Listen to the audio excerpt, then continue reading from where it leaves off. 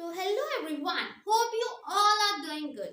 तो आज हम डिस्कस करेंगे कुछ क्वेश्चंस जो पीटेट में बहुत बार रिवाइज हुए हैं। तो ऑप्शन के साथ नहीं बट एक्चुअल में सीधा आंसर, बिकॉज ये चीजें तो बेसिक होती हैं जो आपको पता होता है, ठीक है जी। तो आपको उसका एग्जैक्ट आंसर क्या देना है, इस वजह से मैं सीधे वही क्वेश्चंस लेके आई हूँ जो बहुत ज्यादा इंपॉर्टेंट है और बार बार रिपीट हुए हैं क्वेश्चंस पीटेट के पेपर में। साइंस का पेपर है ये, ठीक है, paper 2। So let's start with the first question. तो सबसे पहला क्वेश्चन क्या है जो 2017 में आया था। पहला क्वेश्चन है, a moving body possesses this energy.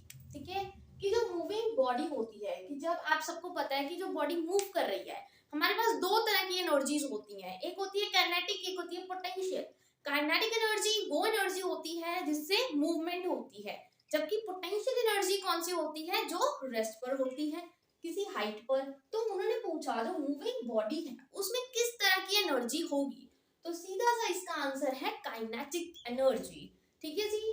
तो सेकंड क्वेश्चन आता है कि जब हम मिल्क को चर्न करते हैं, मतलब उसको राउंड घुमाते हैं, आपने किसी ग्लास में मिल्क लिया, आप उसको राउंड राउंड घुमा रहे हो, चर्न कर रहे हो, तब जो क्रीम है वो सेपरेट आउट हो गई। आप सबको पता है, आप ग्लास में दूध लेते हो तो वो क्या, उसको घुमाते हो तो जो क्रीम होती है, झाग होती है उसकी, वो क्या करती है, साइड्स पे लग जाती है।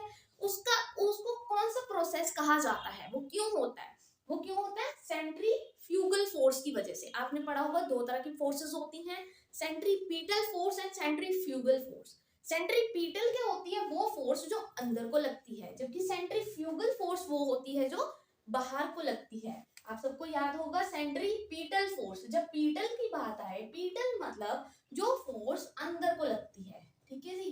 इसको याद कर सकते हो ईटल से। ईट मतलब जब हम खाते हैं कोई चीज अंदर जाती है हमारी बॉडी में, तो पीटल का मतलब क्या होता है कि जब कोई फोर्स अंदर को लगती है, और फ्यूगल का मतलब क्या होता है, जब कोई फोर्स बाहर को लगती है, ठीक है जी। तो क्रीम क्या होती है, सेपरेट हो जाती है, जिसको हम कौन सी फोर्स बोलेंगे, सेंट्रीफ्यूगल फोर्स बोलेंगे। और ये क्वेश्चन भी बहुत बार पूछा गया है, ठीक है। फिर उसके बाद बैक्टीरिया इन कर्ड फॉर्मेशन, कि जब आप दही बनाते हो उसमें जो बैक्टीरिया फॉर्म होता है, उस बैक्टीरिया को क्या बोलते हैं। बहुत सारे ऑप्शंस आपके पास होते हैं, 4 ऑप्शंस होते हैं, उनमें से एक टिक लगाना है। कई बार ऑल ऑफ दीज में आ जाता है, बट ऑल ऑफ दीज में कुछ नहीं आएगा, बिकॉज इसका ऑप्शन सीधे ही एक होता है, लैक्टोबैसिलस। ठीक है जी। लैक्टो जो होता है व्हाइट कलर का होता है, बैक्टीरिया जो कर्ड फॉर्मेशन में पाया जाता है उसको हम लैक्टोबैसिलस कहते हैं, ठीक है जी।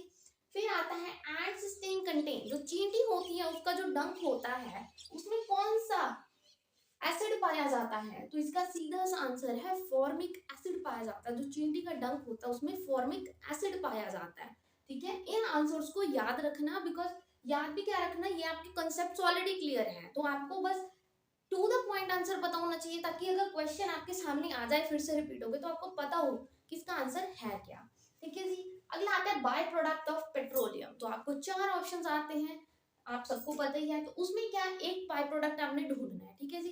कई बार क्या होता है, एग्जैक्ट आप खुद कंफ्यूज हो जाते हो कि बाय प्रोडक्ट है कौन सा। तो 3 बाय प्रोडक्ट्स होते हैं पेट्रोलियम के, याद रखना। एक होता है पैराफिन वैक्स, एक होता है बिटुमेन, एक होता है लुब्रिकेटिंग ऑयल। और ये क्वेश्चन बहुत बार रिपीट हुआ है 2013, 14 एंड 18।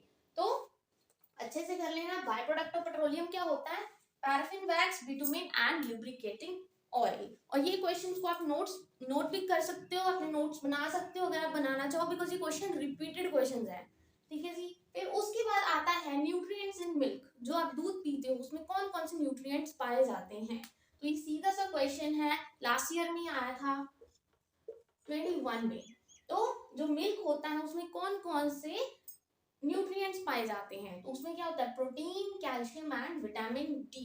ये 3 ऑप्शंस आपके पास थे और एक उसमें से गलत था, क्योंकि ये क्वेश्चन नॉट में आया था, ठीक है जी। तो आपको पता होना चाहिए मिल्क में 3 तरह के न्यूट्रिएंट्स होते हैं, protein, calcium and vitamin D.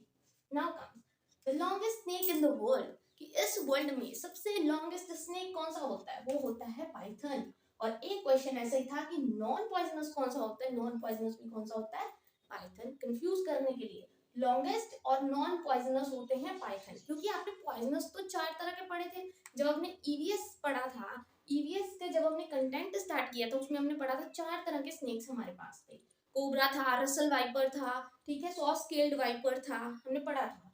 तो जो पाइथन होता है वो क्या होता है, नॉन पॉइजनस और लॉन्गेस्ट स्नेक, दोनों का आंसर सेम है और ये भी रिपीटेड क्वेश्चन है। Now comes the discovered vaccine for small pox. जो स्मॉल पॉक्स है उसकी जो वैक्सीन है वो किसने डिस्कवर्ड की थी?